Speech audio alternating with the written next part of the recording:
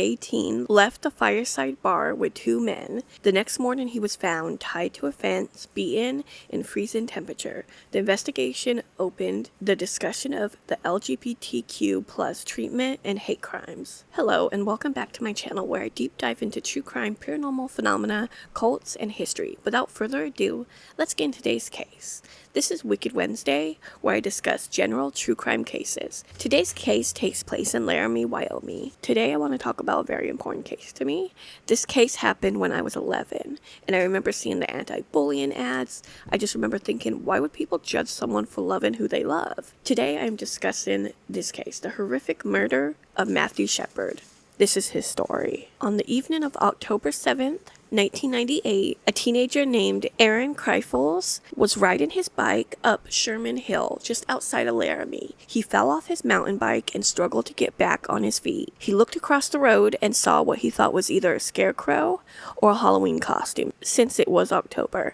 However, he looked closer and realized he saw a body. This is what looked like a man, covered in blood, and clearly he was beaten and barely hanging on. His hands were tied together behind his back so he could not fight back. Aaron ran to the nearest home to hopefully use someone's phone to call the police. This was 1998 and it was less common for anyone to have cell phones. He ran back to the fence to meet the police. This is when he noticed a University of Wyoming ID belonging to a Matthew Shepard. Matthew Wayne Shepard was born in Casper, Wyoming on December 1st, 1976. He lived his life and was making a statement. He was born 4 weeks premature. They had no idea that Matthew would be early. His father was actually leaving to go to a work trip, but turned around when he found out that his wife was in labor. There was a blizzard in North Dakota that he had to drive through, and he got into an accident. It was minor, and he made it to the hospital to see Matthew enter the world.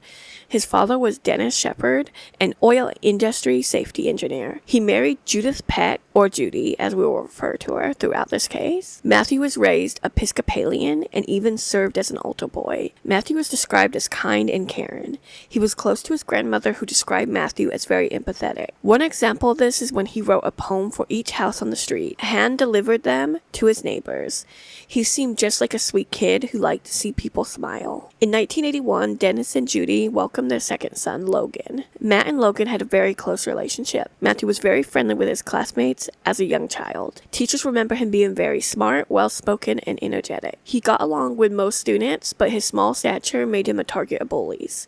Even as an adult, he was only 5'2" and barely 100 pounds. He attended Natrona High School until 1994. Matt attended American school in Switzerland when his father accepted a job offer in Saudi Arabia. The nearest American boarding schools were located in Switzerland. Matt became involved in theater and learned Italian and German. He was likable and so easy to talk to that his classmates chose Matt as a peer counselor. It was during this time at the American school that Matthew realized that he was gay. This is something that he sort of knew his whole life. It took a while for him to accept it, like a lot of people. He decided to wait to tell anybody for a while. In February 1996, it was Matthew's senior year, and they went on a school trip to Marrakesh, Morocco. Unfortunately, this was not as fun as you would expect for Matthew. Matthew went out with his friends for the day and night. His friends went back to the hotel, but Matthew was not tired and wanted to explore. He went to a coffee shop for a while. He was walking back home alone when he was jumped by a group of men. They beat Matthew and stole everything he had on him. This was not even the beginning of their attack on him. They took turns gang raping Matthew. There were 6 of them brutalizing him. It was heinous and very prolonged. They finished their attack and ran off, leaving him collapsed and bloody. He was in the middle of the road, unsure of where he was. He went to the police, who investigated, but ultimately the men were never found. The attack changed Matthew, as one would expect. He became withdrawn, developed severe anxiety, flashbacks, and nightmares. The Matthew that everyone knew was gone. He was no longer the happy boy everyone knew. He even started to binge drink and abuse drugs occasionally just to cope. He even had suicidal ideation. Fortunately, he realized this was an issue and began seeing a therapist. Slowly he got better. He was able to cope with anxiety. Traumatic events never really go away, but he handled it and dealt with the depression and anxiety the rest of his life. Matthew returned to his life in Switzerland, graduated from the American school in May of 1995, and then enrolled at Catawba College in North Carolina. Back Back at American school, he found his passion in musical theater. Catawba is a college focused on the arts, so this was a perfect place for Matthew. It was also a smaller college, so it was more ideal for him because of his anxiety. After a few months, he decided it was not for him, moved back to his hometown of Casper, Wyoming, and began classes at Casper Community College. He met his first openly gay friend at college, a lesbian named Romaine Patterson. It was actually at this time that Matthew gained his confidence to come out to his parents, around 20. Judy told her son that she had known he was gay for years and was proud of him for finally coming out to her. His friends did say that there was a learning curve for his parents to get used to, but they both loved and accepted him. Soon he decided to move in with Romaine in Denver, Colorado. He took a gap year to find himself. They worked multiple jobs to afford the apartment they moved into. Unlike Casper, Denver had more of an accepting environment for the LGBTQ life. This is also where he shifted his passion for musical theater to social justice. He wanted to help people and fight for equality on a larger scale. In 1998, Matthew moved back to Wyoming, specifically to Laramie. It was clear that Matthew enjoyed traveling and developed an interest in visiting new places. This interest led Matthew to attend college in different locations. He eventually settled on majoring in political science with a minor in languages at the University of Wyoming in Laramie. Here, Matthew joined the LGBT Students Alliance. He was also able to be the real Matthew without apologies. He also made friends who, without a doubt, understood the real him. There was also a claim I saw where Matthew was assaulted by a bartender because he was mad he made moves on the guy and he hit Matthew. Matthew woke up with marks on his face. With his anxiety and possible PTSD, he thought that he was maybe sexually assaulted, but I do think it was never really proven. It means nothing against either man, just something I found in my research that is part of his story. Matthew was getting his life back on track and was so happy. This was until October of 1998. On October 6, 1998, Matt met with his friends to plan an LGBTQ Awareness Week for the LGBT Alliance group that was planned for the week of October 11th. Unfortunately, Matthew would never live to see the event he so carefully helped plan. After the get-together, Matt was not ready to go home, but his friends did not want to continue the hangout. They dropped Matt off at the Fireside Lounge in Laramie, Wyoming, a decision I'm sure they regret. Matthew was sitting alone at the bar when two men approached him. The men were in their 20s, Aaron McKinney and Russell Henderson. They offered Matt a ride. Aaron and Russell lured Matt to their vehicle. As soon as Matt got in the car, they pulled a gun out on him and beat him. Matthew handed over his wallet, which contained $20. The men drove Matthew to a remote, rural area and robbed him. The men proceeded to tie him to a log fence with a clothesline and tortured and beat him with a pistol. Lastly, they stole his leather shoes and left him there to die. This occurred shortly after midnight, and he was left there for 18 hours before teen Aaron found Matt. And this is a different Aaron than the one that attacked. Police officer Reggie Flutie arrived at the scene. She first saw a young man who she thought was a young child due to his small build.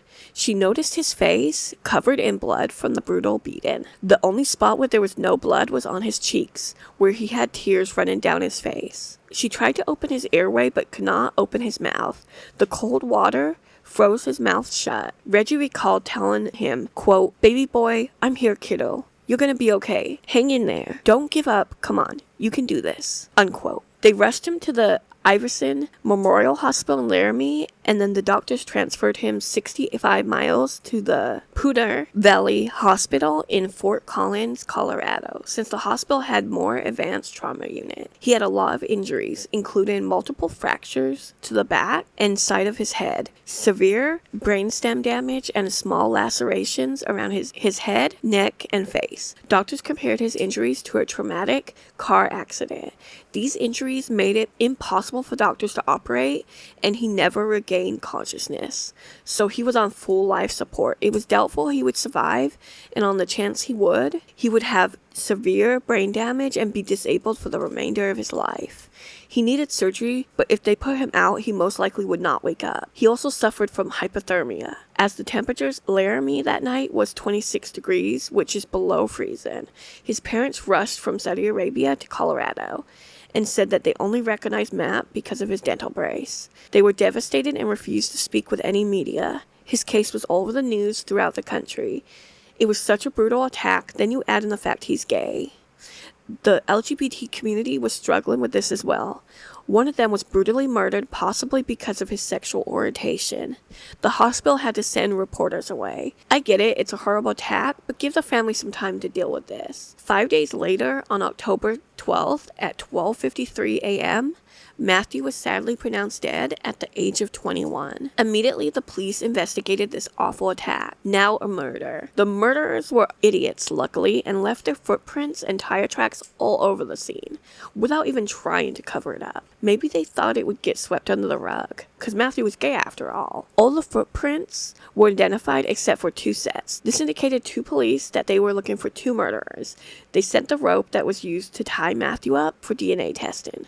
There was blood spot about 50 feet from the fence, and it was Matthew's blood. It was believed that he escaped his attackers and was able to get 50 feet before they caught him. They probably tied him up to stop him from getting away again. They returned to the station to look at the possible tips and evidence. That night that Matthew disappeared, there was a street fight in northern Laramie. The fight was from 2 known drug dealers named Russell Henderson and Aaron McKinney, against 2 other men that police described as local punks. This fight went on for a while. Russell distracted one of the men, then Aaron pulled out a gun and hit the distracted man with it in the head. His skull was fractured and he was rushed to the hospital. Aaron also went to the hospital and Russell was arrested, but he was also let go the same night. Police took this opportunity after what they had been arrested for to search their truck. They looked through the window and saw a credit card on the dashboard. The name was not Russell or Aaron's. It was actually belonging to a Matthew Shepard. Unfortunately, at this point, Matthew was not discovered yet. Then come to find out that the police found his credit card and theorized that it was very possible that they were the ones who murdered Matthew. So who are these homophobic freaks, you ask? Russell Henderson was born and raised in Laramie, Wyoming. His childhood was less than ideal. His parents fought constantly, resulting in their divorce. He went to live with his grandmother, which seemed to be a positive change for him. He flourished in school and attended church and participated in Boy Scouts. He was social and had lots of friends. He was flourishing under his grandmother's care until the age of 17. Once he started high school, he began skipping classes, not doing any homework, and was not qualified to graduate. Then he began to use marijuana. Then he moved on to harder drugs. There was not a specific cause of this shift. A lot of people thought maybe he was struggling with the idea of being in the real world by himself as an adult. He was 1 credit away from graduating and decided not to take the 1 class during the summer. All he had to do was take 1 little class and then things could have been a lot better for him. Because of this, he had a hard time finding a job because he had no diploma. He had began to drink and do drugs every day. He began doing harder drugs, then using marijuana. This is when he met his drug dealer, Aaron McKinney.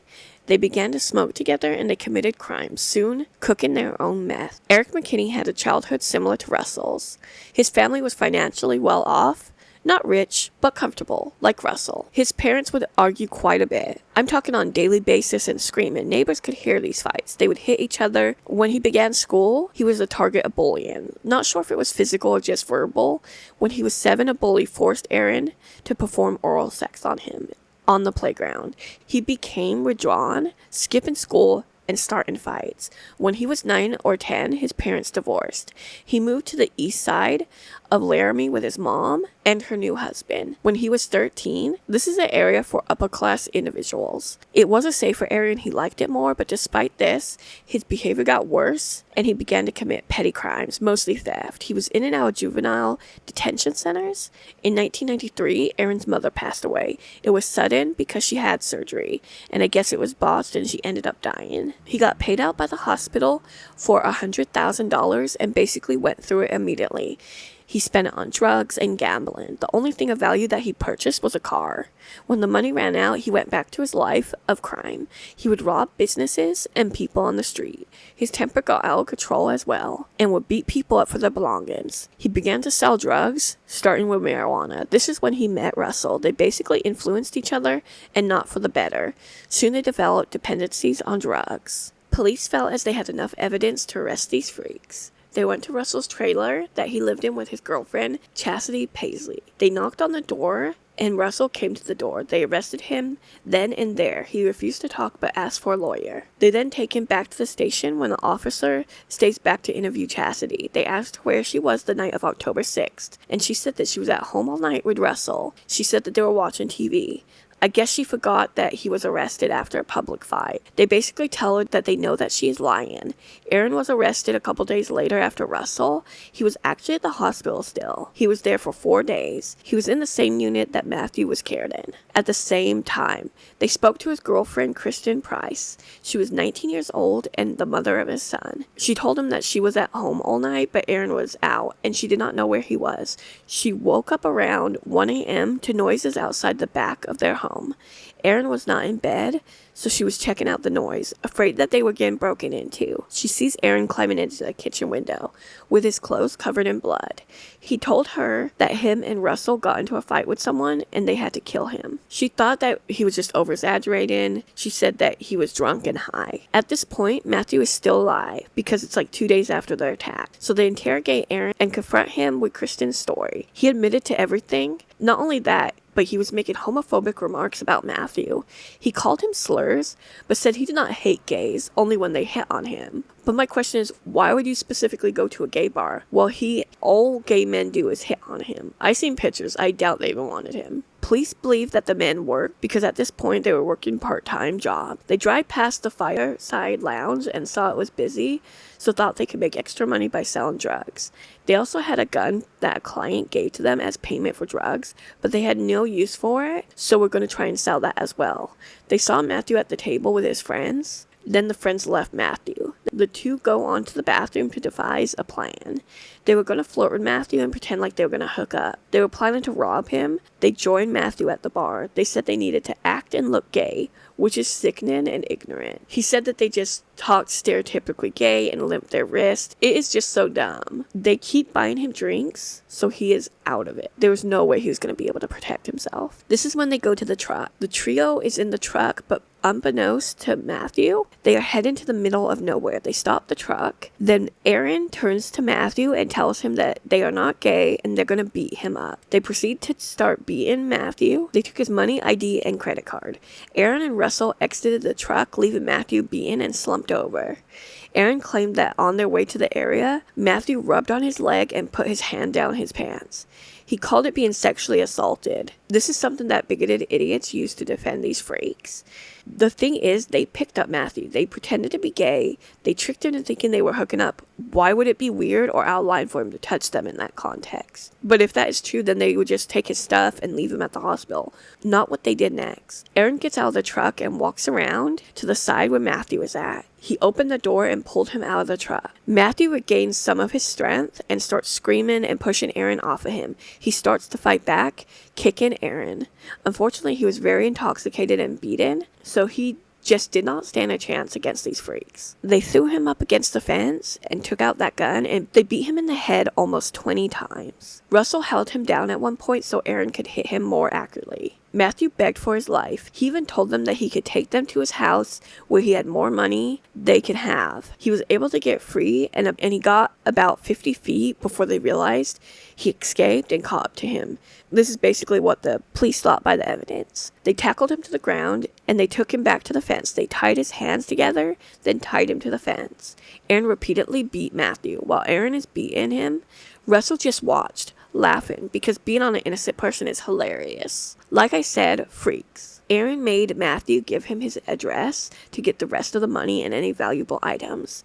Then he asked him to read his license plate. When Matthew did as he was told, Aaron took this as he would remember, so Matthew had to die. I do not think they ever went to his home because that was the last I heard of that. Aaron hit him for the last time. This is when Matthew went unconscious. They left him for dead. He fought like hell to survive and stayed there for 18 hours before the good Aaron found him and got him help. In October 16, 1998, a funeral for Matthew took place at St. Mark's Episcopal Church in Casper, Wyoming. 700 people attended Matthew's service. A lot of them observed from the street, listening through speakers. Among these people who were impacted by Matthew's life and murder was a bunch of homophobic dicks. The leader of these dicks was Fred Phelps. He's the leader of this cult that is disguised as a church. They are the definition of trash. We are talking about the West Barrel Baptist Church. They are known to protest funerals, like soldiers and the LGBT community. They even try to protest Robin Williams' funeral, probably due to his support of the LGBTQ community. They protested Matt's funeral with signs that said, quote, "Matt in hell," unquote, and other hateful things. Matt's friend, Romaine Patterson, created a group to circle the protesters dressed like angels. Unfortunately, Matthew's parents could still hear the ignorance. Police intervened and separated the groups. Romaine later founded an organization called Angel Action to block out the cult's protests from other families' funerals. Police arrested both Aaron and Russell and initially charged them with attempted murder, kidnapping, and aggravated robbery. The charge was upgraded to first-degree murder after Matthew passed away, making them eligible for the death penalty. The police also charged Kristen Price and Chastity Paisley, the killer's girlfriends, with accessory after the fact. Chastity, Russell's girlfriend, was sentenced to 15 months to 2 years. Kristen, Aaron's girlfriend, pleaded guilty and only got 180 days, but the majority of the sentence was suspended as she cooperated with the investigation. Aaron had his pretrial in November 1998. The court saw Detective Rob Debris testify that Aaron said in an interview that him and Russell originally planned to rob Matt. They pretended to be gay and lured him to the truck. The plan changed after Matt put his hand on Aaron's knee, and he lost it. He used this in court to get the gay panic defense. The next month, Chastity pleaded guilty to accessory after the fact. On October 5th, 1999, Russell pleaded guilty to murder and kidnapping charges to avoid a trial. Russell testified against Aaron to avoid the death penalty. He was given 2 life sentences to be served consecutively. He maintained the fact that they did not target Matthew because of his sexuality. Aaron's trial began in October 11, 1998, a year after Matthew was murdered. The prosecution presented the case as a hate crime, which in my opinion it was. Aaron's defense denied that it was a hate crime, but rather used the stupid gay panic defense. It is a really stupid defense that is not based in reality and should not be allowed. Kristen, Aaron's girlfriend, testified that the men pretended to be gay to lure Matt to rob him. This is when Aaron's lawyer attempted to use that ridiculous gay panic defense, that he was driven to temporary sanity when Matthew made advances to him. This was rejected by the judge, as it should have been. His lawyer stood by the fact that Aaron never planned to murder Matt. The prosecutor even argued that the murder was premeditated by greed and violence. The court found Aaron not guilty of premeditated murder and guilty of felony murder. Matthew's mother, Judy, was against giving them the death penalty. She thought it just adds to the pain that hate and death need to end. Originally, his dad wanted them to die, but she convinced them to take it off the table. They worked out a deal so that he would get 2 life sentences to be served consecutively without the possibility of parole. They were both at the Wyoming State Penitentiary, Rawlins, but were later moved due to overcrowding to other prisons. Matthew's father, Dennis, made a statement that I thought was very impactful, so I want to share it. He said, quote, "Here, Mr. McKinney, I'm going to grant you your life. As hard as that is for me to do for Matthew, every time you celebrate Christmas or a birthday or 4th of July, remember that Matthew isn't. Mr. McKinney, I'm going to give you your life in the memory of the one who no longer lives. May you have a long life and thank Matthew every day for it," unquote. Unfortunately, at the time of the trial, the LGBTQ community was not under the hate crime statute, which is why it never applied to Matthew's case. Judy and Dennis fought to change this. They founded the Matthew Shepard Foundation in December 1998.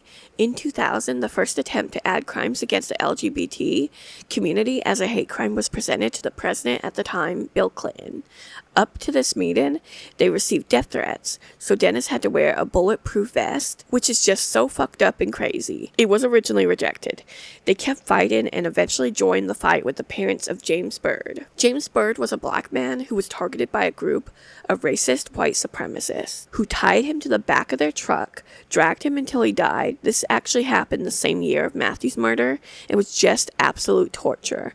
After years of trying, the Matthew Shepard and James Byrd Jr. Hate Crime Prevention Act was enacted in 2009. Now Wyoming, in particular, has no hate crime laws, which is just ridiculous. They can just use the new law at a federal level, There's just no law at a local level. The family held on to his ashes for 20 years after Matthew's death in fear that his resting place would be vandalized. On October 26, 2018, his ashes were interred at the Washington National Cathedral. The ceremony was led by Bishop Gene Robinson, the first openly gay Episcopalian bishop, and music included the famous Men's Chorus of Washington, D.C. This was the first interment of a public figure since Helen Keller, 50 years prior. In June 2019, Matthew was inducted as the first group of people celebrated on the National LGBTQ Wall of Honor in the Stonewall Inn at the Stonewall Monument. Several stage plays and musicals have been made, including the most successful, the Laramie Project. Jason Collins, who played basketball with the Boston Celtics and Washington Wizards in the 2013-2014 season, wore the number 98 in tribute to Matthew and came out later that season. In 2009, Judy wrote a biography called The Meaning of Matthew, My Son's Murder in Laramie and a World Transformed. This was a heart-wrenching book that detailed her memories of Matthew, her loss, him being on life support, and their support and struggles. Back in prison, Aaron and Russell took opportunities to speak out. Aaron still claims it was a robbery and that his death was not intended. He most recently said that he was trying to rob a drug dealer, but after multiple attempts, they went to the bar to sell the remainder of the meth. Then he saw Matthew wearing nice clothes and saw him as an easy target. Russell has taken his punishment and seems to feel horrible about it. Aaron, on the other hand, shows no remorse or regret about what he did to Matthew. He feels more bad that he drugged Russell into it. This case was extremely hard for me to get through. That being said, it's a very important case to discuss, as the LGBT community still faces discrimination and hate crimes. I have no doubts that they targeted gay men, and it was pure hate that ended his life. I could not find much on the murderer's childhood, but if I had to take a guess, hate is taught, not something you are born to feel. I also want to mention this stupid book called The Story of Matt, Hidden Truths About the Murder of Matthew Shepard. Stephen Jimenez supposedly interviewed 100 people, and they said Matthew was a drug dealer, abused heroin, and was a prostitute. First off, I do not believe any of that. If he interviewed 100 people, it's probably people that did not even know Matt, and honestly, probably just homophobic freak liars, allegedly. Even if it was true, these two homophobic murderers targeted him because he was gay. To say otherwise is ignorant. They also admitted it was because he was gay. Plus, you don't beat someone for drugs or money, you would just shoot them. Pistol whipping shows it was personal, and the autopsy did not show any meth or cocaine in his system. So it's just a book of lies. There are a few idiots on YouTube who take it as proof that he was not an innocent person. Even if he was high or sex worker, guess what? He did not deserve to be tortured to death. Anyone who makes up these horrendous lies or even pushes them forward are homophobic freaks. But anyways, I want to bring the attention back where it deserves to be, on the real victim, Matthew. He seemed like such a beautiful soul and such a light in this world. He made a positive impact on the world, more than any of these stupid homophobic freaks could ever dream of. I think about him all the time. He worked so hard to make change for the community. I often think about him, seeing how far we had come. And yes, we have a long way to go, but he must be proud that he was a part of that, even if it was a hand of psycho monsters. Thank you for learning about Matthew with me and remembering him with me today. I want to know your opinion, but please be respectful. If you're a judgmental dick, you'll be removed and blocked. Comment, subscribe, and like. If you have any future cases you'd like me to cover, please request a case using my form in the description. Join me on Freaky Friday when I discuss one of the most well-known UFO abduction stories. Until next time, please stay curious, cautious, and safe. Okay, bye.